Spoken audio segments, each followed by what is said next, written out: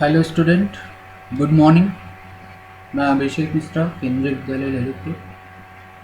आज हम Indian economic development के इंफ्रास्ट्रक्चर चैप्टर के रिमेनिंग पार्ट की स्टडी करेंगे।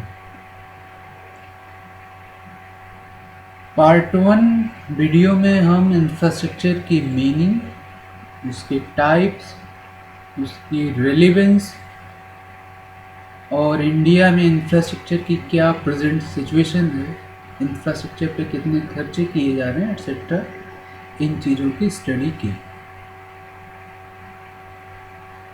तो अभी तक हम इंफ्रास्ट्रक्चर की मीनिंग, टाइप्स, इन सारी चीज़ों का डिटेल जान चुके हैं। तो पिछले वीडियो में आपने सीखा होगा कि इंफ्रास्ट्रक्चर के टू टाइप्स हैं, एक इकोनॉमिक इंफ्रास्ट्रक्चर और दूसरा सोशल इंफ्रास्ट्रक्चर। जहाँ इकोनॉमिक इंफ्रास्ट्रक्चर इकोनॉमी के प्रोडक्टिव एक्टिविटी को प्रमोट करता है,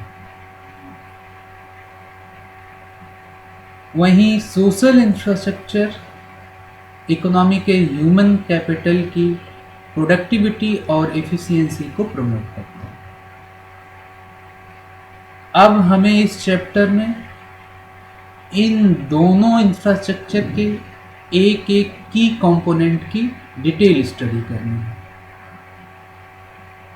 तो सबसे पहले हमें इकोनॉमिक इंफ्रास्ट्रक्चर के की कंपोनेंट एनर्जी के बारे में पढ़ना है। जैसा कि आप सब लोगों को पता होगा कि आज के समय में कोई भी production activity without energy possible नहीं है। तो एनर्जी का एक बहुत इम्पॉर्टेंट रोल है इंफ्रास्ट्रक्चरल फैसिलिटीज के अंदर। Energy is the most important component of economic infrastructure, and there exists a positive correlation between economic growth and demand for energy. जैसे जैसे किसी भी कंट्री की इकोनॉमिक ग्रोथ होती है, एनर्जी की भी डिमांड बढ़ती है, यानी इन दोनों के बीच में एक पॉजिटिव कोरिलेशन पाया जाता है। अब ये जो एनर्जी है,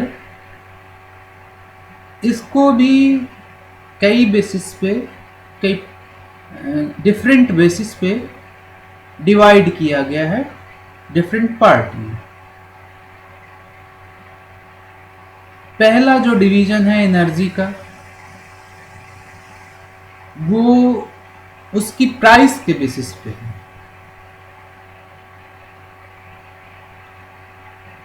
यानी एनर्जी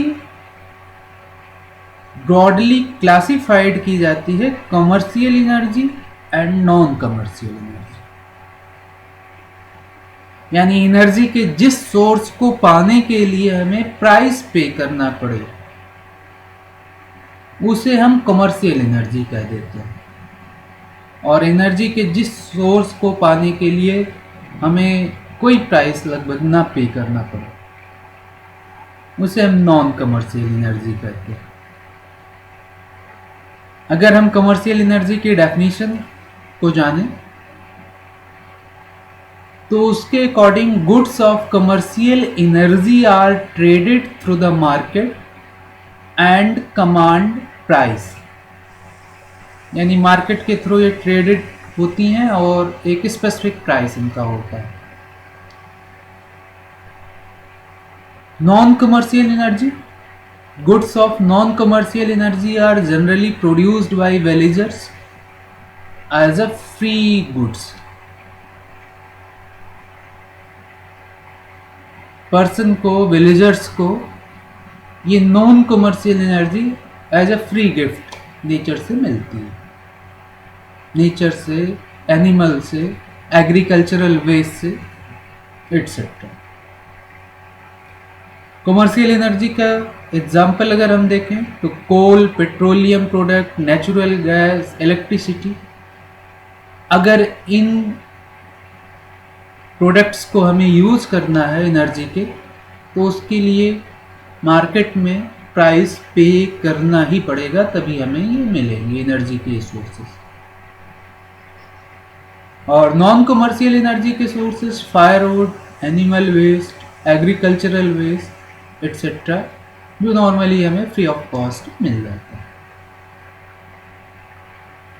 कमर्शियल एनर्जी की एक प्रॉपर्टी और ये है कि कमर्शियल एनर्जी के सोर्सेस जनरली एग्जॉस्टेबल हैं, यानी वो अगर इसी तरीके से उनको हम यूज करते गए तो वो खत्म हो जाएंगी। उनका एक स्पेसिफिक स्टॉक पूरे वर्ल्ड के पास है, और जैसे जैसे हम यूज करते जा रहे हैं उस स्टॉक में कमी आती जा रही है और एक टाइम के बाद खत्म हो जाएंगी, except hydro power. Hydro power को छोड़ दें तो coal, petroleum product, natural gas, ये सब का एक स्पेसिफाइड स्टॉक वर्ल्ड में है, और जिस तरीके से यूज़ किए जा रहे हैं एक समय के बाद ये ख़त्म हो जाएंगे, क्योंकि इनको बनने में हज़ारों लाखों ईयर्स का समय लगता है। उसके बाद ये अपने इस फॉर्म में हमें मिल रहे हैं, जिनको हम मॉडिफाई करके यूज करते हैं। तो जैसे जैसे हम इनको यूज़ करते जाएंगे वो ख़त्म होते जाएंगे। कमर्शियल एनर्जी में ही हाइड्रो पावर मीन्स जो हम वाटर रिसोर्सेस को डैम बना करके, वाटर को डैम बना करके इकट्ठा करके और जो इलेक्ट्रिसिटी प्रोड्यूस करते हैं, एनर्जी जो प्रोड्यूस करते हैं, वो हाइड्रो पावर। तो ये एक प्रोडक्ट कमर्शियल एनर्जी का ऐसा है जो कह सकते हैं कि एग्जॉस्टेबल नहीं है, रिन्यूएबल है। लेकिन नॉन कमर्शियल एनर्जी में जो सोर्सेस हैं वो जनरली रिन्यूएबल है, चाहे वो फायरवुड हो, एनिमल वेस्ट हो, एग्रीकल्चरल वेस्ट हो, वो एक कम समय में ही रिन्यू हो जाते हैं, बन जाते हैं। कमर्शियल एनर्जी की एक प्रॉपर्टी ये भी है कि ये जनरली इंडस्ट्रियल और कमर्शियल पर्पज के लिए यूज की जाती है, क्योंकि इनके लिए हम प्राइस पे करते हैं। Non commercial energy generally self consumption purpose के लिए यूज की जाती हैं, और नॉर्मली रूरल एरिया में ये इसका यूज ज़्यादा होता है। More then 60% of Indian house holds depend on traditional sources of energy, means non-commercial sources of energy, meeting their regular cooking and heating requirement। तो ये एनर्जी का कैटेगराइजेशन हो गया, commercial energy, non commercial energy. Commercial energy जिनको हम जिसके लिए price पे करते हैं, मार्केट में उसकी ट्रेडिंग होती है, और नॉन कमर्शियल एनर्जी वो है जो जनरली हमें फ्री ऑफ कॉस्ट मिलती है, firewood, animal waste, agricultural waste etcetera. Commercial energy non renewable है, हाइड्रो पावर को छोड़ करके, और नॉन कमर्शियल एनर्जी रिन्यूएबल। तो एनर्जी के ये दो पार्ट हो गए जो प्राइस के बेसिस पे डिवाइड किए जाते हैं। अब एनर्जी के यूज के बेसिस पे भी हम इसके दो पार्ट बनाते हैं। जिन सोर्सेस से ये डिराइव होते हैं उसके बेसिस पे भी इसको दो पार्ट में हम डिवाइड कर सकते हैं एनर्जी को। Energy can also be classified according to sources from which it is derived. First one, conventional sources of energy. Second one, non-conventional sources of energy. Conventional sources of energy refer to sources of energy which are in use since long and can be stored. Conventional sources of energy वो source है energy का जो एक लंबे समय से use किया जा रहा है, जिसके बारे में ह्यूमन बीइंग एक लंबे समय से जानता है और यूज करता आ रहा है। Non conventional sources of energy वो हैं जो अभी रिसेंटली नए इनोवेशन, नए टेक्नोलॉजी के थ्रू हमें पता चले हैं, जिनको हम रिसेंटली यूज करना स्टार्ट किए हैं, वो non conventional sources of energy है। कन्वेंशनल सोर्सेस ऑफ एनर्जी में कोल, पेट्रोलियम और इलेक्ट्रिसिटी आती है। नॉन कन्वेंशनल सोर्सेस में जो नए इन्वेंशन, नई टेक्नोलॉजी हम एनर्जी के फॉर्म में यूज़ करते हैं वो है solar energy, wind energy, geothermal energy, biogas, tidal power etcetera.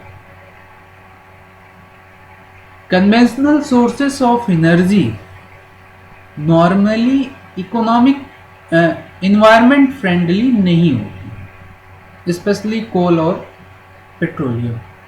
इनको जब हम यूज करते हैं तो वो कहीं ना कहीं इन्वायरमेंट के डिग्रेडेशन में रिस्पॉन्सिबल होती हैं। निकलने वाली गैसें इकोनॉमिक इन्वायरमेंट डिग्रेडेशन के लिए रिस्पॉन्सिबल होती हैं।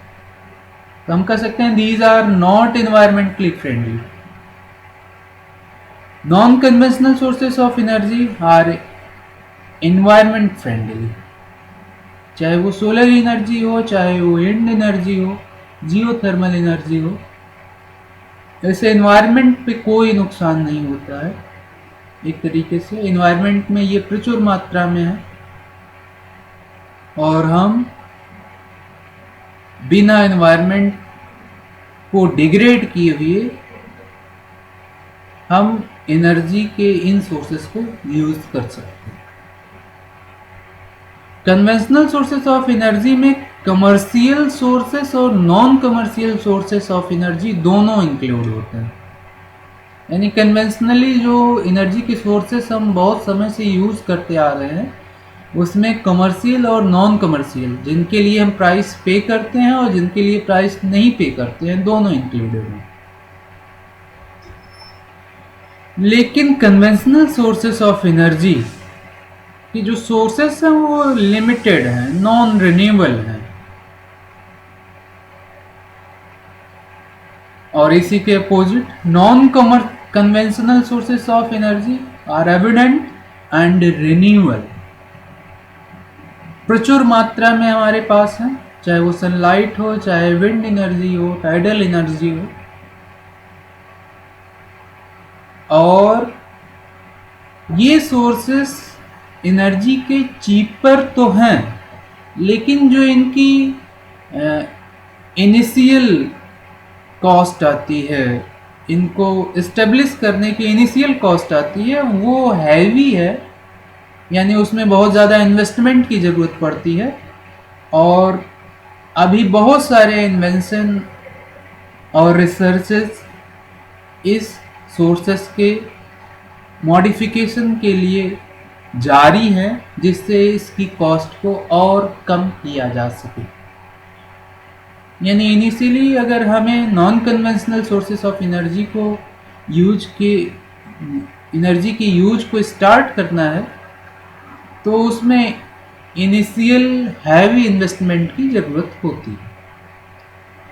तो अभी ज़रूरत है कि इस एरिया में और सारे रिसर्च और इनोवेशन हो, जिससे non conventional sources of energy जो रिन्यूएबल है और पूरे प्रचुर मात्रा में है वर्ल्ड में, हम इनको ज़्यादा से ज़्यादा यूज कर सकें। और जो हमारी डिपेंडेंसी है कन्वेंशनल सोर्सेस ऑफ एनर्जी, चाहे वो कोल हो, चाहे पेट्रोलियम हो, जो ख़त्म होने वाले सोर्सेस हैं, नॉन रिन्यूएबल हैं, उस पे हमारी डिपेंडेंसी कम हो सके। तो ये एनर्जी का दो डिवीज़न हो गया। एक तो हो गया हमारा कमर्शियल एंड नॉन कमर्शियल, और दूसरा हो गया conventional and non conventional sources of energy. यानी एनर्जी के सारे सोर्सेस इन्हीं दोनों डिवीज़न में इंक्लूड हैं किसी न किसी बेसिस के ऊपर। अब हम बात करते हैं कि एनर्जी का कंजम्पशन पैटर्न इंडिया में कैसे रहा है। कंजम्पशन पैटर्न्स की मीनिंग होती है कि परसेंटेज यूज, किस तरीके से हम एनर्जी को कंज्यूम कर रहे हैं, चाहे वो कमर्शियल हो चाहे वो non commercial source of energy हो। डेली यूज़ में हम किस तरीके से इन दोनों सोर्सेस को, एनर्जी के दोनों सोर्सेस को यूज़ करते हैं। इंडिया के अंदर कमर्शियल एनर्जी कंजम्पशन जो है उसका जो इंडिया की टोटल एनर्जी कंजम्पशन है उसका 74% पार्ट कमर्शियल एनर्जी से आता है, कमर्शियल एनर्जी के सोर्सेस से यूज करके हमें मिलता है। और इस 74% में लार्जेस्ट पार्ट है 54% कोल का, 32% पेट्रोलियम का और नेचुरल गैस का 10% एंड हाइड्रो एनर्जी का 2%। नॉन कमर्स अब रिमेनिंग 26% पार्ट जो बचा वो नॉन कमर्शियल एनर्जी के सोर्सेस से हम फुलफिल करते हैं, चाहे वो फायरवुड हो, काउ डंग हो, एग्रीकल्चरल वेस्ट हो, एटसेट्रा। तो जो ये सेक्टोरल शेयर है, सेक्टोरल शेयर कहने का मतलब जो इकोनॉमी के डिफरेंट सेक्टर्स हैं वो किस तरीके से एनर्जी, उनका क्या कितना कितना पार्टिसिपेशन है कमर्शियल एनर्जी जो 74% हमारी रिक्वायरमेंट को पूरा करती है, उनका कितना कितना पार्टिसिपेशन है, वो डिफरेंट ईयर में डिफरेंट टाइप का रहा। जैसे जैसे हमारी ग्रोथ होती गई है वैसे ये परसेंटेज चेंज होता गया है। जैसे 1953-54 में हाउस होल्ड्स, इकोनॉमी का एक सेक्टर हाउस होल्ड, ये 10% कमर्शियल एनर्जी को यूज़ करता है। और यही डेटा 1991 में 12% हो गया और 2014-15 में 23%। जहाँ 1953-54 में एग्रीकल्चर में कोई मॉडर्न टेक्निक नहीं यूज़ होती थी, ट्रेडिशनल वे में हम एग्रीकल्चर करते थे, इस वजह से एग्रीकल्चर का जो परसेंटेज था कमर्शियल एनर्जी में यूज़ करने का वो सिर्फ 1% था। बढ़ के 1990 में 8% हुआ और 2014-15 में 18% हुआ। मेनली जब हम इंडिपेंडेंट हुए तो जो कमर्शियल एनर्जी यूज होती थी इंडस्ट्रियल पर्पज के लिए यूज होती थी, 40% शेयर था इसका 1953-54 में और 1990-91 में 45% और 2014-15 में 44%। यानी इंडस्ट्रियल यूज जो कमर्शियल एनर्जी का है वो लगभग कांस्टेंट बना हुआ है। आप कह सकते हो कि हमारा इंडस्ट्रियल डेवलपमेंट हुआ है फिर भी ये कांस्टेंट कैसे लगभग बना हुआ है। इसका रीज़न ये है कि जैसे जैसे हमारा डेवलपमेंट हो रहा है कमर्शियल सोर्सेस ऑफ एनर्जी को हम उतना ज़्यादा प्रोड्यूस भी कर रहे हैं। तो जो इंडस्ट्रीज़ के डेवलपमेंट के साथ साथ कमर्शियल एनर्जी के सोर्सेस को हम प्रोड्यूस भी करना ज़्यादा से ज़्यादा कर रहे हैं, जिससे ये रेशियो कांस्टेंट बना हुआ है। ट्रांसपोर्टेशन में 44% 1953-54 में यूज़ किया जाता था, मेनली रेलवेज के लिए रिस्पॉन्सिबल थी और वो घट करके 1990 में 22% और 1991 में 2014-15 में 2% यूज़ होने लगा। अदर सोर्सेस 5% रेशियो था। 1990-91 में ये 13% और 2014-15 में ये 13% पे कांस्टेंट है। तो ये जो डेटा है ये इस पूरे डेटा को आपको मेमोराइज करना होगा कि किसका कितना, किस सेक्टर का कितना यूज़ रहा कमर्शियल एनर्जी का। तो एक तरीके से ये मेमोराइज करने के चीज़ें हैं।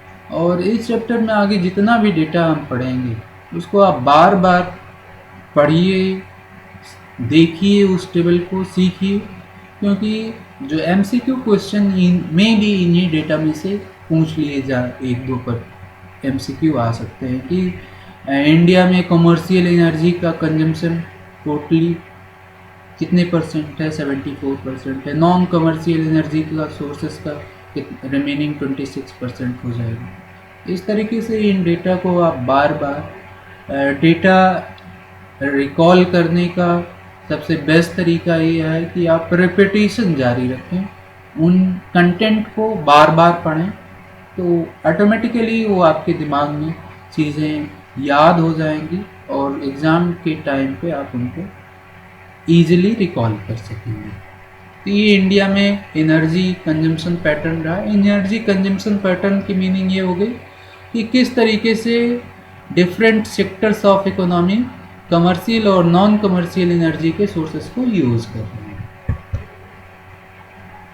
अब एनर्जी का जो मोस्ट वेल नोन सोर्स है वो है इलेक्ट्रिसिटी।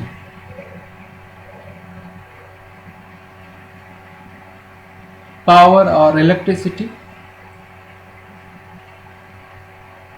कहा यह जाता है कि जो अगर हमें जीडीपी ग्रोथ रेट कुछ रखनी है तो पावर सप्लाई उससे ज़्यादा, पावर प्रोडक्शन, इलेक्ट्रिसिटी प्रोडक्शन उससे ज़्यादा रखना होगा। एक जनरल स्टेटमेंट है, the rate of demand for power is generally higher than GDP growth rate. Studies point out that in order to have 8% GDP growth per annum, power supply needs to grow around 12% annually. तो electricity generation या electricity requirement normally growth rate से ज़्यादा होती है।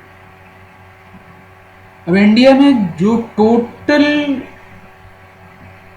Power या electricity generation था 2016 data के according, ये डेटा आपकी NCERT बुक में मेंशन है, क्योंकि इस डेटा पे डिफरेंट बुक में डिफरेंट शेयर्स आपको मेंशन मिलेंगे, लेकिन हमें अपनी पूरी स्टडी NCERT बुक को बेस बना के करनी है।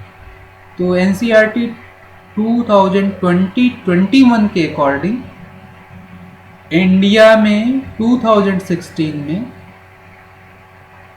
टोटल इलेक्ट्रिसिटी जनरेशन में थर्मल पावर का हिस्सा शेयर 82% था।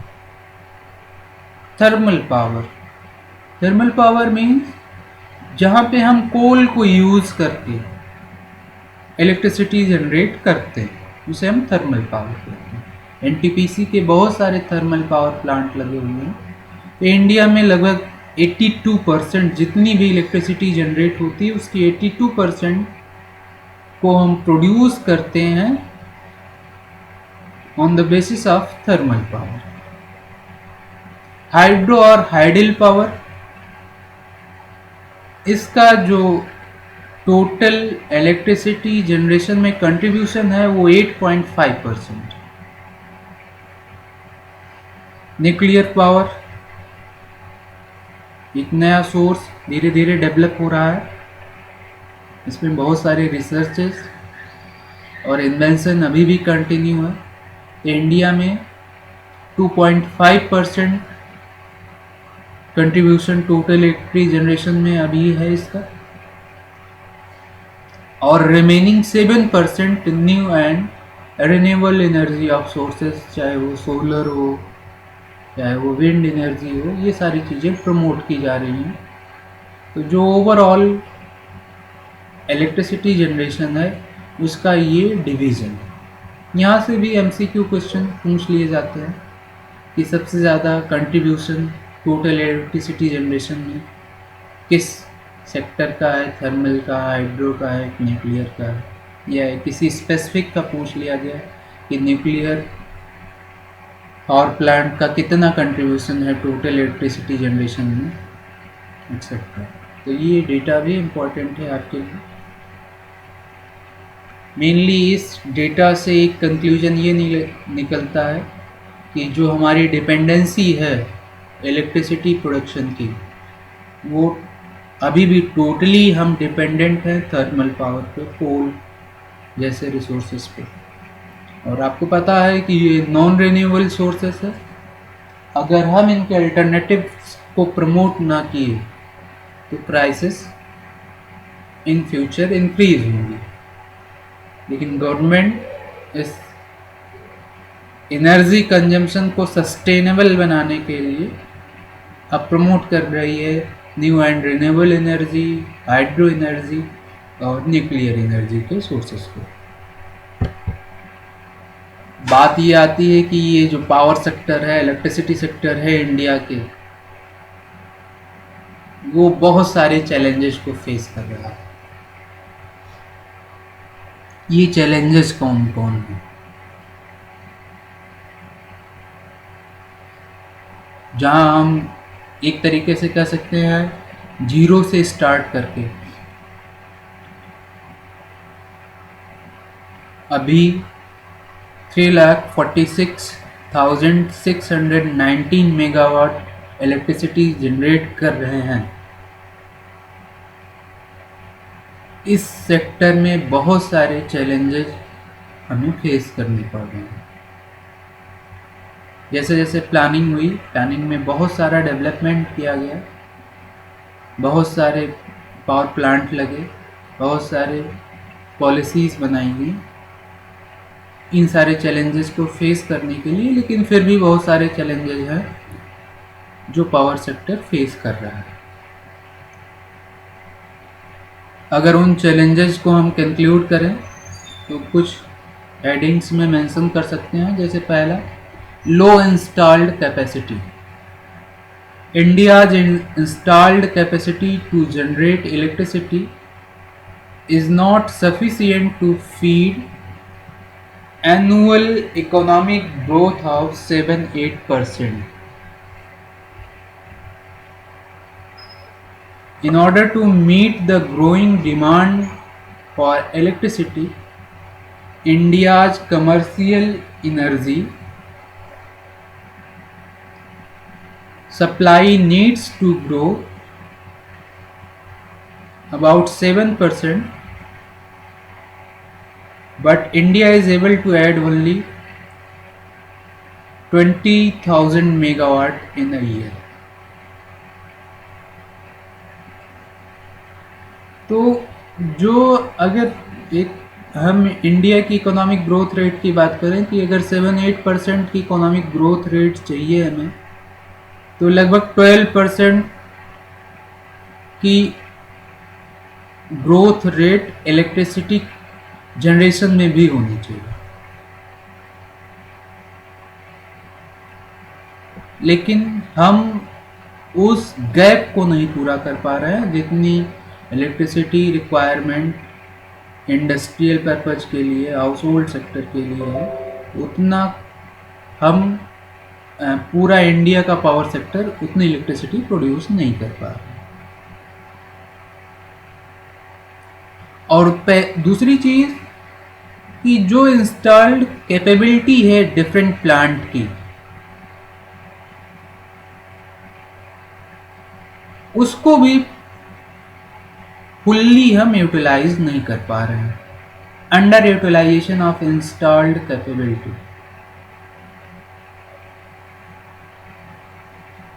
इंस्टॉल्ड कैपेबिलिटी को कैलकुलेट करने का एक फार्मूला होता है, प्लांट लोड फैक्टर के फॉर्म में हम कैलकुलेट करते हैं।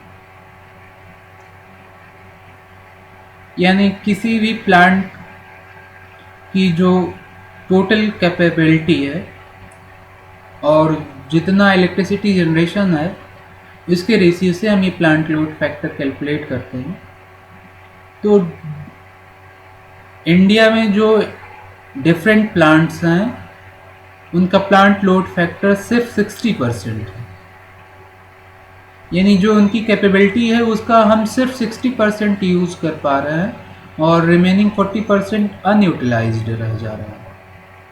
तो अगर हम इस सेक्टर में काम करें, इसको सुधारें, तो जो इंस्टॉल्ड कैपेबिलिटी है इंडिया की, वो कई गुना बढ़ सकती है। Transmission and distribution losses. Country के डिफरेंट स्टेट में ट्रांसमिशन और डिस्ट्रीब्यूशन लॉसेस की वजह से लगभग 20% इलेक्ट्रिसिटी बेकार चली जाती है, हम ऐसा कर सकते हैं। लीकेजेस के फॉर्म में वो बेकार चली जाती है। तो ये जो इलेक्ट्रिसिटी प्रोड्यूस होने के बाद डिफरेंट सब स्टेशन में पहुंचाने में और उसको एक इंडस्ट्री या हाउस होल्ड तक डिस्ट्रीब्यूट करने में लगभग 20% पार्ट इलेक्ट्रिसिटी का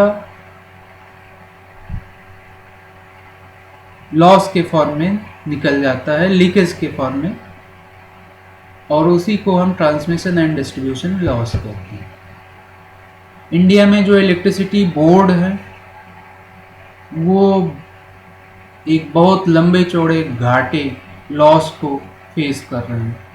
500 बिलियन से ज़्यादा के घाटे में है, और इसका सीधा सा रीज़न ये है। पहला रीज़न है transmission and distribution loss. Political interfere की वजह से रॉन्ग इलेक्ट्रिसिटी प्राइसिंग, या फिर हम ये भी कह सकते हैं कि कुछ स्टेट्स में फ्री इलेक्ट्रिसिटी सप्लाई भी इसके लिए रिस्पॉन्सिबल है। तो पावर सेक्टर एक मेजर चैलेंज फेस कर रहा है अपने डिफरेंट इलेक्ट्रिसिटी बोर्ड के लॉस को, वो इन रीजन की वजह से है। Shortage of raw material and coal supplies. आपको पता है कि हमारे जो भी पावर सेक्टर में जितनी भी इलेक्ट्रिसिटी प्रोड्यूस हो रही है उसमें 82% कंट्रीब्यूशन थर्मल एनर्जी का है, और थर्मल एनर्जी का सबसे मेन इम्पॉर्टेंट रॉ मटेरियल है कोल। तो कोल सप्लाई या रॉ मटेरियल सप्लाई टाइमली ना होने की वजह से टेंडरिंग पॉलिसी में different political interfere, red tapism के होने की वजह से भी कभी कभी थर्मल पावर प्लांट को रॉ मटेरियल की सप्लाई से जूझना पड़ता है, उसकी क्राइसिस से जूझना पड़ता है। तो ये चैलेंजेस फेस कर रहे हैं पावर सेक्टर इंडिया में। अब इन चैलेंजेस को दूर करने के क्या सुझाव हो सकते हैं, इन चैलेंजेस से कोप अप होने के लिए क्या सुझाव हो सकते हैं। सबसे पहला सुझाव तो अगर आपको प्रॉब्लम पता है तो सलूशन आप खुद बना सकते हो। कि हमें पहला सलूशन तो ये है कि जो उसकी इंस्टॉल्ड कैपेबिलिटी है उसको फुल्ली यूटिलाइज करें हम, कोई भी पावर प्लांट हो। तो improvement in power plant factor, plant load factor sorry. दूसरा, ट्रांसमिशन एंड डिस्ट्रीब्यूशन लॉस जो है उसको कंट्रोल करें। प्रोडक्टिव कैपेबिलिटी प्रोडक्टिव कैपेसिटी को बढ़ाएं, नए और पावर प्लांट लगाएं, प्राइवेटाइजेशन और एफडीआई को भी इनकरेज करें। कहा यह जाता है कि प्राइवेटाइजेशन इफिशियंसी को प्रमोट करता है, मैक्सिमम यूटिलाइजेशन ऑफ रिसोर्सेज को प्रमोट करता है, और एफडीआई के थ्रू जो नई नई टेक्नोलॉजीज पावर सेक्टर में इन्वेंट हो रही हैं विदेशों में, पूरे वर्ल्ड में, वो इंडिया को भी उन्हें यूज करना चाहिए, तो वो एफडीआई के थ्रू पॉसिबल हो सकता है। तो प्राइवेटाइजेशन और फॉरेन डायरेक्ट इन्वेस्टमेंट को इंडिया में प्रमोट करना चाहिए।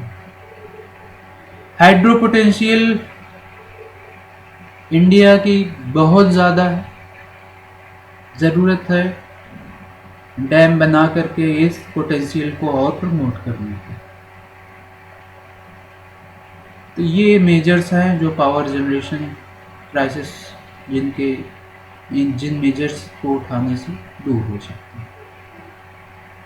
यहाँ एक दो शॉर्ट टर्म हमें पढ़ने हैं जो एमसीक्यू के लिए इम्पोर्टेंट है। ये इंडिया में एनर्जी कंजर्वेशन एक्ट 2001 में इनेक्ट हुआ, और BEE bureau of energy efficiency भी स्टेब्लिश है इंडिया में। Bureau of energy efficiency energy consumption की रेटिंग्स देती हैं, 1 स्टार 2 स्टार, आप डिफरेंट इक्विपमेंट में देखते होंगे, BEE द्वारा वो प्रोवाइड कराई जाती हैं। एक जनरल ऑर्डिनरी बल्ब के कंपेयर में CFL कॉम्पैक्ट फ्लोरोसेंट लैम्प 80% कम पावर यूज़ करता है। तो जो ट्रेडिशनल बल्ब हम यूज़ करते हैं उससे 80% पावर कम यूज़ करता है CFL। और LED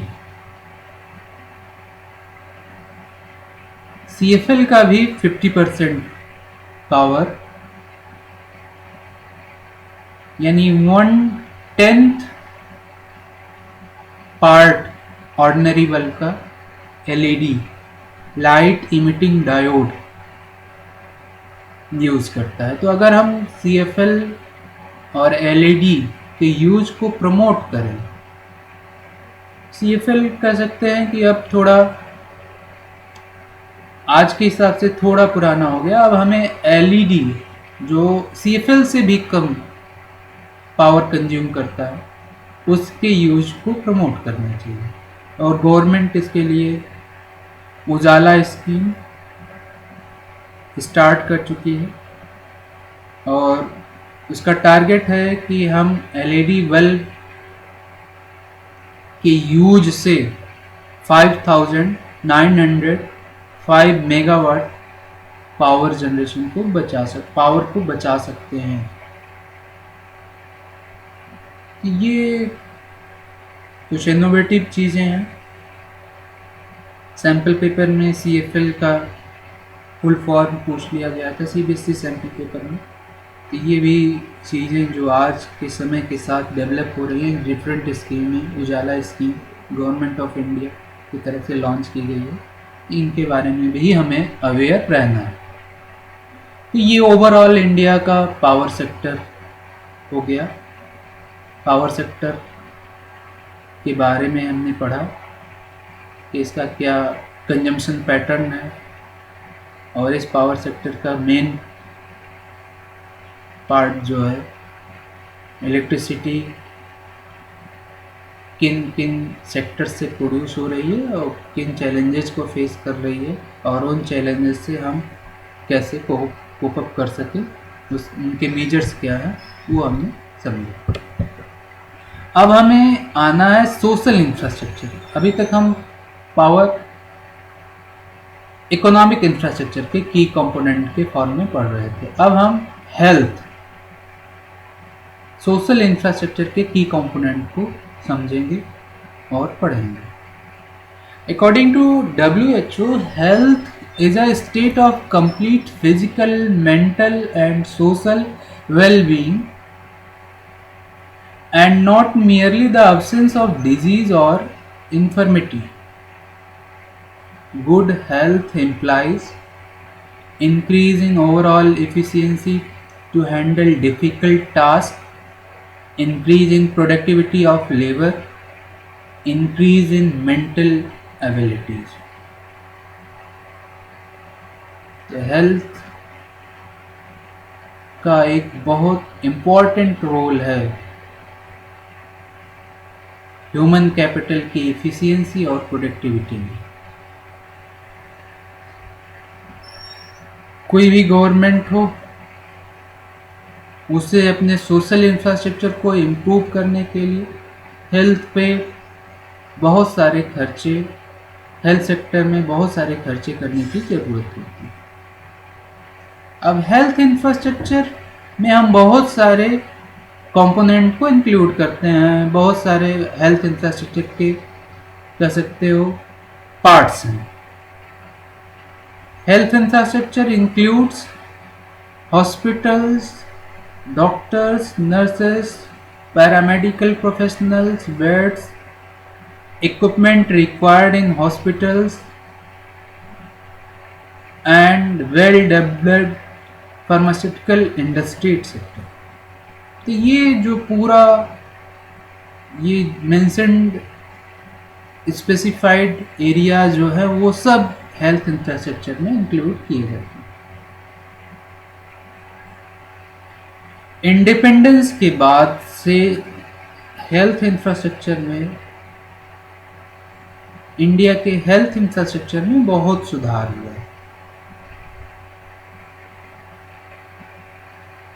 जहाँ पे डेथ रेट 27 पर 1000 थी 1951 में, वो कम होकर के गिर करके 6.4 पर 1000 2016 में। और ये पॉसिबल हेल्थ इंफ्रास्ट्रक्चर में खर्चों की वजह से हुआ। नए हॉस्पिटल बनाए गए, नए डॉक्टर्स को ट्रेनिंग दी गई, मेडिकल इंस्टीट्यूट्स ओपन किए गए etcetera. Infant mortality rate IMR पर 1000 1 ईयर इन्फेंट की डेथ को शो करता है। इन्फेंट मॉर्टेलिटी रेट IMR 146 जो 1951 में था, उससे घट करके 34 पर 1000 2016 में हुआ। ये हेल्थ इंफ्रास्ट्रक्चर के इम्प्रूवमेंट को शो करता है, लेकिन ये भी एक बहुत चैलेंजिंग है। 34 भी जो डेवलप्ड कंट्रीज़ में है IMR, वहाँ पे ये बहुत कम है।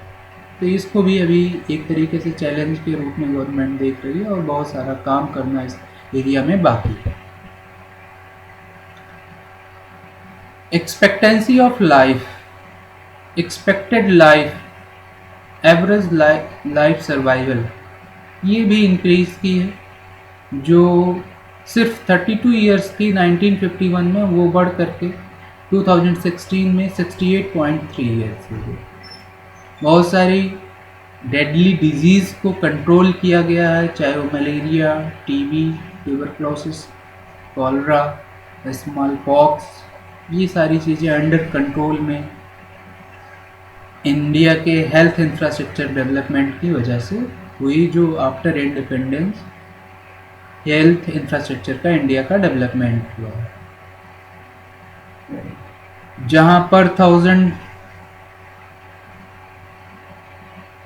पॉपुलेशन के लिए जो डॉक्टर्स थे वो 1.7 ही 1951 में थे, वो बढ़ करके 6 पर 1000 हो गए। ये भी इंफ्रास्ट्रक्चरल डेवलपमेंट को शो करता है। तो अगर जो इंडिया का पब्लिक हेल्थ सर्विस है, पब्लिक गवर्नमेंट हेल्थ सर्विस, एक तरीके से गवर्नमेंट जो हेल्थ सर्विस प्रोवाइड करा रही है, उसको हम एनालाइज करें तो 1951 से 17 के बीच में हम बहुत इम्प्रूवमेंट हुआ। हॉस्पिटल्स 2694 ही थे, वो बढ़ करके 23,582 हो गए 2017 में। इसी तरीके dispensaries, number of beds hospital के वो इंक्रीज हुए हैं, सब्सटेंशियली इंक्रीज हुए हैं। इंडिया का जो हेल्थ सिस्टम है वो 3 टियर में डिवाइडेड है। Primary health care, secondary health care और tertiary health care. Primary health care में ये पीएससी, सीएससीज और सब हेल्थ सेंटर्स आते हैं,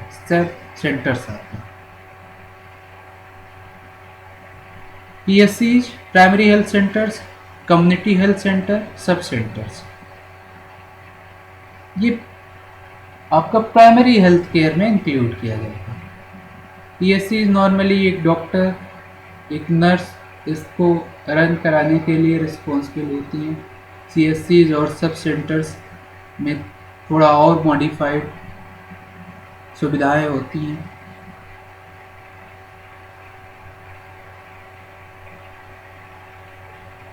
यहाँ कई डॉक्टर्स अपॉइंट होते हैं, कई नर्सेस अपॉइंट होती हैं, जो मेडिकल फैसिलिटीज़ होती हैं वो कम्युनिटी लेवल पे और सब सेंटर्स पे होती हैं। जो 3 टियर है उसमें फर्स्ट टियर में पीएससी, सीएससी और सब सेंटर्स ये इंक्लूड किए जाते हैं। सेकेंड टियर में और सोफिस्टिकेटेड मेडिकल फैसिलिटीज जैसे एक्सरे, इलेक्ट्रोकार्डियोग्राम, ईसीजी, ये सब सेकेंडरी हेल्थ केयर इंस्टीट्यूशन जो सेकेंड टियर है हेल्थ सेक्टर का एक तरीके से, उसमें प्रोवाइड कराई जाती हैं। और थर्ड जो टर्शियरी कह सकते हो, एक हायर लेवल ऑफ सेक्टर है पब्लिक हेल्थ सर्विस का इंडिया में, जिसमें एम्स और different post graduate medical college, research centre, वो सब इंक्लूड किए जाते हैं।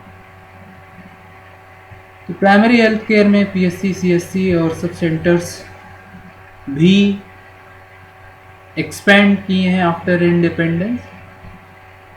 इनके नंबर्स इंक्रीज किए हैं 1951 के कंपेयर में, 1981 के कंपेयर में। तो after independence health sector, health के एक अहम रोल को देखते हुए गवर्नमेंट ऑफ इंडिया ने पब्लिक हेल्थ सर्विसेज को काफ़ी कुछ इंक्रीज किया है, लेकिन यहाँ की पॉपुलेशन के रिक्वायरमेंट के अकॉर्डिंग अभी भी वो कह सकते हो कि सफिशिएंट नहीं है। इंडिया में प्राइवेट हेल्थ सेक्टर इंफ्रास्ट्रक्चर भी है।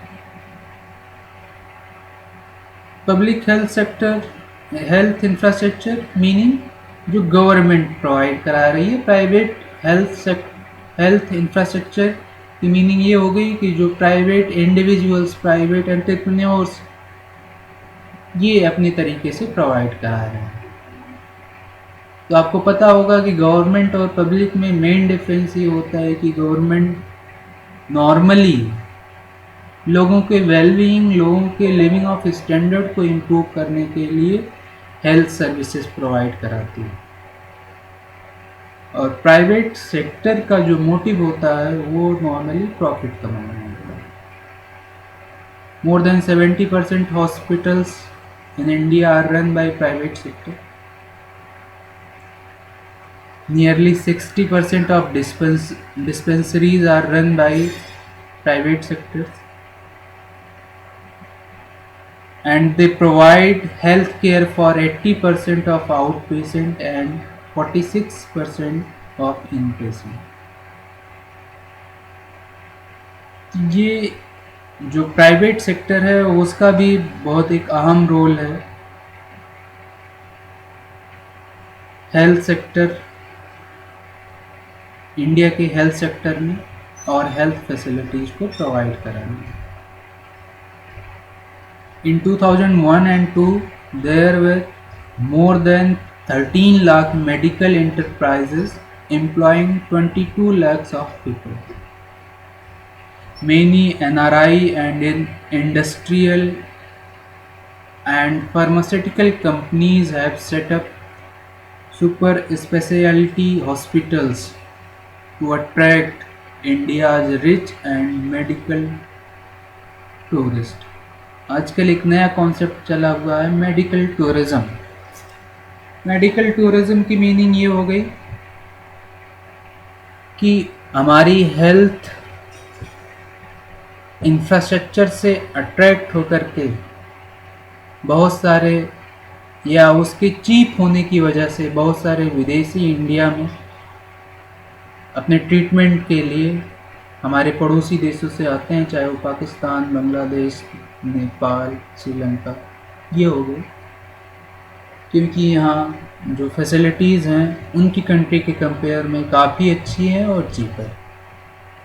ये मेडिकल टूरिज़्म का भी कॉन्सेप्ट आजकल हो, जिसकी वजह से इंडिया में कह सकते हो कि एक इनकम का सोर्स बना है। लेकिन जो इंडिया का प्राइवेट सेक्टर हेल्थ इंफ्रास्ट्रक्चर है ये सेल्फ गवर्न है, गवर्नमेंट के विदाउट किसी रूल रेगुलेशंस हैं, लेकिन मेजरली वो सेल्फ गवर्न है। आपको बहुत सारे डॉक्टर्स ऐसे भी प्राइवेट सेक्टर में मिलेंगे, जो प्रैक्टिशनर्स ऐसे भी मिलेंगे जो गवर्नमेंट की जो एजेंसीज हैं उसमें रजिस्टर्ड तक नहीं है, जिन्हें हम क्वैक्स कहते हैं। और ये प्राइवेट हेल्थ सेक्टर कहीं ना कहीं जो कंज्यूमर का एक्सप्लॉयटेशन है या फिर ऐसे लोगों के लिए सिर्फ है जिनके पास पेइंग कैपेबिलिटी है। तो हम प्राइवेट हेल्थ इंफ्रास्ट्रक्चर पे नहीं डिपेंडेंट, गवर्नमेंट डिपेंडेंट नहीं रह सकती है, उसको अपनी फैसिलिटी ज़रूर बढ़ानी होगी। Normally private health infrastructure, private sector के जो भी हॉस्पिटल्स हैं वो महंगे हैं, जनरल पीपल के लिए नहीं है। तो गवर्नमेंट को अभी भी पब्लिक हेल्थ केयर फैसिलिटीज़ को इम्प्रूव करनी होगी। फिर भी प्राइवेट हेल्थ इंफ्रास्ट्रक्चर इंडिया में मेडिकल टूरिज्म को प्रमोट करने के लिए और बहुत सारे लोगों को एम्प्लॉयमेंट देने के लिए अपना रोल निभा रहा है और स्ट्रांगली इस्टेब्लिश हो रहा है इंडिया। इंडिया का खुद का एक बरसों पुराना इंडियन सिस्टम ऑफ मेडिसिन है, जिसको हम आयुष का नाम दे सकते हैं। आयुष शॉर्ट फॉर्म है आयुर्वेदा, योगा, यूनानी, सिद्धा, नेचुरोपैथी एंड होम्योपैथी। तो जो इंडियन सिस्टम ऑफ मेडिसिन है वो इन 6 पार्ट्स का एक कह सकते हो कि इन 6 डेवलप्ड अल्टरनेटिव सिस्टम का एक कॉम्बिनेशन है, जिसे हम आयुष कहते हैं। Indian system of medicine, Ayurveda आप अवेयर ही होंगे, योगा ये भी आजकल सिर्फ इंडिया में ही नहीं पूरे वर्ल्ड में पॉपुलर हो रहा है, यूनानी, सिद्धा, नेचुरोपैथी, होम्योपैथी ये भी एक अल्टरनेटिव सिस्टम है इंडिया में, इंडिया के हेल्थ सर्विसेज को सपोर्ट करने के लिए। At present there are 3,943 AYUSH hospital and 27,700 dispensaries and 7.4 lakhs registered practitioner India में इस समय इस सिस्टम में इन्वॉल्व है। और ये हमारे हेल्थ केयर सर्विसेज को बहुत स्ट्रांगली सपोर्ट कर रहा है। इसकी सबसे जो कह सकते हो कि गुड क्वालिटी ये है कि ये पूरा सिस्टम आयुषम, आयुष, आयुर्वेदा, योगा, यूनानी, सिद्धा, नेचुरोपैथी और होम्योपैथी एक तो बहुत इफेक्टिव, सेफ और सस्ती है, जो एक हर आदमी जिनको अफोर्ड कर सकता है। तो ये Indian system of medicine combination है आयुर्वेदा, योगा, यूनानी, सिद्धा, नेचुरोपैथी और होम्योपैथी। अब हेल्थ और हेल्थ इंफ्रास्ट्रक्चर के इंडिकेटर्स क्या है? इंडिया में लगभग 17% वर्ल्ड पॉपुलेशन इनहैबिटेट करती है और हम 20% ग्लोबल बर्डन ऑफ डिजीज से फाइट करते हैं। GBD, ग्लोबल बर्डन डिजीज क्या? It is an indicator used by expert to measure the number of people dying prematurely due to particular disease as well as number of years spent by them in a state of disability owing to the disease। यानी एक measurement का तरीका है GBD, एक gauge का काम करता है जिसे एक्सपर्ट यूज़ करते हैं कि कितने पर्सन प्रीमेच्योरली या एक पर्टिकुलर डिजीज़ की वजह से उनकी डेथ हो रही है या कितने समय वो डिसेबिलिटी के फॉर्म में जी रहे हैं। In India more than half of GBD is accounted for by communicable disease such as diarrhoea, malaria, TB। Every year, around 5 lakh children die of waterborne disease, malnutrition, and inadequate supply of vaccine lead to death of 2.2 million children every year। यानी GBD एक global burden disease health और health infrastructure को कितना improve है उसको indicate करने का एक मेजर है, गेज है, जिसे हम बहुत सारे एक्सपर्ट यूज़ करते हैं कि जहाँ भी जिस भी कंट्री में हेल्थ और हेल्थ इंफ्रास्ट्रक्चरल फैसिलिटीज़ जितनी ज़्यादा अच्छी होंगी, GBD जो है ग्लोबल बर्डन ऑफ डिजीज़ उतना ही कम है।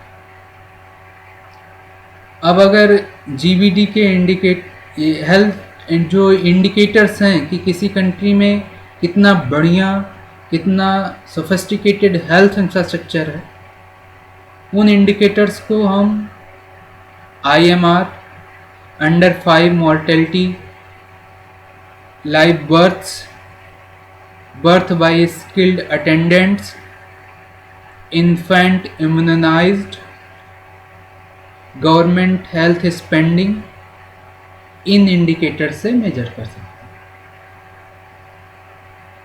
चाइना और इंडिया और USA को अगर हम कंपेयर करें तो USA 16.8% अपनी GDP का खर्च करता है हेल्थ इंफ्रास्ट्रक्चर को इम्प्रूव करने के लिए, प्रोवाइड कराने के लिए। वहीं पे चाइना सिर्फ 5.7 और इंडिया उससे भी कम 4.7। यही एक कह सकते हो खर्चे से ही हम चीज़ों को कंक्लूड कर सकते हैं कि कितनी बेटर इंफ्रास्ट्रक्चरल फैसिलिटी कंट्री में होगी। जितना ज़्यादा हम हेल्थ इंफ्रास्ट्रक्चर पे खर्चे करेंगे उतनी बेटर इंफ्रास्ट्रक्चरल फैसिलिटी होंगी। आज USA की हेल्थ इंफ्रास्ट्रक्चरल फैसिलिटीज़ बहुत इम्प्रूव मानी जाती हैं क्योंकि वहाँ पे गवर्नमेंट उतने खर्चे भी कर रही है। इंडिया का हेल्थ इंफ्रास्ट्रक्चर बहुत सारे चैलेंजेस को फेस कर रहा है, तो कहीं ना कहीं गवर्नमेंट उसके लिए रिस्पॉन्सिबल है। गवर्नमेंट कम खर्चे कर रही है अपनी GDP का, जो भी चीज़ें उसके लिए रिस्पॉन्सिबल हों, जो भी चीज़ें उसके लिए अकाउंटेबल हों, लेकिन गवर्नमेंट की स्पेंडिंग हेल्थ इंफ्रास्ट्रक्चर को इम्प्रूव करने के लिए टोटल जीडीपी का सिर्फ 4.7%। आईएमआर इन्फेंट मॉर्टेलिटी रेट को कंपेयर करें तो इंडिया की 34, चाइना की 8 और यूएसए की सिर्फ 5.7। तो हम समझ सकते हैं कि जो ये इंडिकेटर्स हैं कितने कह सकते हैं वर्स हैं इन द सेंस ऑफ हमारी खुद की कंट्री में। आईएमआर 34, चाइना का 8, यूएसए का 5.7। तो ये जितने भी ये इंडिकेटर्स हैं वो उनको अगर हम कंपेयर करें, वो चाहे चाइना हो चाहे यूएसए हो, उनसे हम काफ़ी पीछे हैं। और जो यही मेंशन करते हैं कि इंडिया में हेल्थ सेक्टर और हेल्थ इंफ्रास्ट्रक्चर को इम्प्रूव करने की अभी बहुत ज़्यादा ज़रूरत है। बहुत सारे चैलेंजेस इंडिया का हेल्थ इंफ्रास्ट्रक्चर फेस कर रहा है। एक टॉपिक वुमेंस हेल्थ के बारे में भी हमें अपने सिलेबस में पढ़ना है। ये स्पेशली इसलिए पढ़ना है कि जो ये इंडिया का सोशल इन्वायरमेंट है वहाँ पे पुरुषों की अपेक्षा औरतों के हेल्थ को नेगलेक्ट किया गया शुरुआत से ही, चाहे वो एजुकेशन रहा हो चाहे हेल्थ रहा हो। उनके पार्टिसिपेशन को इग्नोर किया गया। इकोनॉमिक एक्टिविटी में भी एक तरीके से इकोनॉमिक वुमेन्स के पार्टिसिपेशन को इग्नोर किया गया।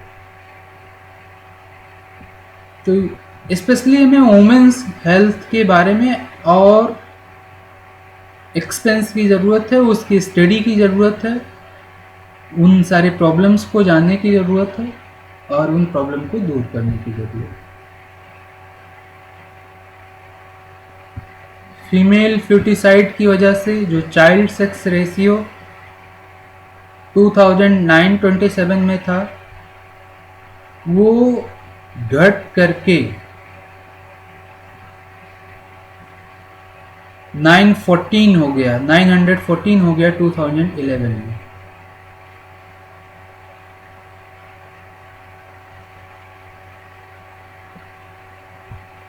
बहुत सारी गर्ल्स की 15 ईयर के बिलो ही मैरिज और उनके एक बच्चे नॉर्मली हो जा रहे हैं। एक बहुत वर्स इंडिकेटर है ये, इसमें बहुत सारी सुधार की ज़रूरत है। बहुत सारी वुमेन्स एक सीवियर एनीमिया को फेस कर रही हैं, न्यूट्रिशनल एनीमिया को फेस कर रही हैं, उसकी डिफिशियंसी को फेस कर रही हैं।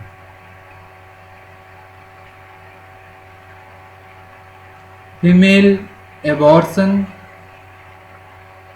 भी एक मेजर कॉज है मैटरनल मॉर्बिडिटी को इंक्रीज करने के लिए। मॉर्बिडिटी पोरनेस टू एल, बीमार होने की जो पोरनेस है वो भी उसके लिए रिस्पॉन्सिबल हैं ये सारे फैक्टर। तो वो चाहे चाइल्ड सेक्स रेशियो हो, चाहे सीवियर एनीमिया हो, बहुत कम एज में शादी हो जाना, बच्चे हो जाना, ये सारी चीज़ें, इन सारे फैक्टर्स में इम्प्रूवमेंट की ज़रूरत है। स्पेशली वुमेन हेल्थ जो न्यूट्रिशनल एनीमिया है उसको दूर करने की ज़रूरत है। ये कह सकते हो कि एक प्रोस्पेक्टिव है वुमेन हेल्थ का इंडिया में, जिसको एक चैलेंजिंग फॉर्म में है और जिसे हमें सुधारने की ज़रूरत है। जो चैलेंजेस हैं, डिफिशियंसीज हैं हेल्थ इंफ्रास्ट्रक्चर की, वो आप इतनी सारे कॉन्सेप्चुअल क्लैरिटी के बाद बहुत सारे चैलेंजेस आप खुद लिख सकते हो, समझ सकते हो। अगर उनको हम कंक्लूड कर दें तो पहला जो एक मेजर चैलेंज है unequal distribution of health care services. Rural urban gap है। रूरल एरिया में मेडिकल फैसिलिटीज़, मेडिकल इंफ्रास्ट्रक्चरल कम हैं भी, तो वहाँ पे अच्छे डॉक्टर पोस्टेड होने के बाद भी नहीं है, वो सारी फैसिलिटीज़ नहीं है। तो ये जो अनइक्वल डिस्ट्रीब्यूशन है, यानी नॉर्मली हेल्थ केयर इंफ्रास्ट्रक्चर का डेवलपमेंट अर्बन एरिया में हुआ है, रूरल एरिया में कम हुआ है। कम्युनिकेबल डिजीज़ बहुत सारी हैं जिनको सुधारने की ज़रूरत है। अर्बन रूरल या पुअर रिच का जो गैप है, ये भी, इसमें भी सुधार लाने की ज़रूरत है। पुअर मैनेजमेंट, रेटिज्म, ये व्याप्त है पूरे पब्लिक हेल्थ सर्विस इंफ्रास्ट्रक्चर में। प्राइवेटाइजेशन धीरे धीरे प्रमोट हो रहा है, जो जनरल पॉपुलेशन के लिए कह सकते हैं कि वो एक अच्छी बात नहीं है। जनरल पॉपुलेशन उसको अफोर्ड नहीं कर सकती है। पुअर अनकीप एंड मेंटेनेंस है, पुअर सैनिटेशन लेवल है, ये सारी डिफिशियंसीज या चैलेंजेस हेल्थ इंफ्रास्ट्रक्चर इंडिया का फेस कर रहा है। क्या सजेशन हो सकते हैं इसको सुधारने के? साउंड हेल्थ इंफ्रास्ट्रक्चर, एक बहुत वेल डेवलप्ड इंफ्रास्ट्रक्चर बनाने की ज़रूरत है, जिसमें जो आज के ज़माने की सारी वेल डेवलप्ड मेडिकल फैसिलिटीज़ हैं उनको डेवलप करने की ज़रूरत है। आज के इस पेंडेमिक एज में हेल्थ इंफ्रास्ट्रक्चर की इफ़ेक्टिवनेस और बहुत ज़्यादा ज़रूरत हो जाती है। इतनी वेल डेवलप्ड कंट्रीज़ भी आज चैलेंजेस, एक इस पेंडेमिक के चैलेंज को फेस कर रही हैं। तो हेल्थ सेक्टर एक ऐसा सेक्टर है कि जिसको बहुत ज़्यादा डेवलप करने की और बहुत ज़्यादा इस सिचुएशन में लाने की ज़रूरत है कि हर पॉपुलेशन का हर पर्सन उसे अफोर्ड कर सके। प्राइमरी हेल्थ केयर इम्प्रूवमेंट की ज़रूरत है, चाहे वो PSC CSC सब सेंटर्स हैं, उनको और इफ़ेक्टिव बनाया जाए, वहाँ पे और फैसिलिटीज़ प्रोवाइड कराई जाए, उनको इम्प्रूव किया जाए। जो गैप है अर्बन और रूरल एरिया का, उस गैप को भी पाटने की ज़रूरत है, उस गैप को भी कवर करने की ज़रूरत है। इंडिया में 70% पॉपुलेशन रूरल एरिया में है, लेकिन टोटल हेल्थ केयर का 1/5 हॉस्पिटल ही, उसमें प्राइवेट हॉस्पिटल भी मिला लें तो रूरल एरिया में सिर्फ 1/5 हॉस्पिटल्स हैं। Rural India has only about half of the number of dispensaries. 70% population है लेकिन सिर्फ हाफ डिस्पेंसरीज हैं। तो ये जो गैप है रूरल और अर्बन का, उस गैप को कवर अप करने की ज़रूरत है। रूरल एरिया में और इंफ्रास्ट्रक्चरल डेवलपमेंट की ज़रूरत है, और इंडिया के हेल्थ इंफ्रास्ट्रक्चर को इतना ज़्यादा डेवलप करने की ज़रूरत है कि एक जनरल पीपल भी उसको अफोर्ड कर सके, उसकी एक्सेसिबिलिटी बढ़े, अफोर्डेबिलिटी बढ़े, सबके लिए एक well developed health care system provide हो सके।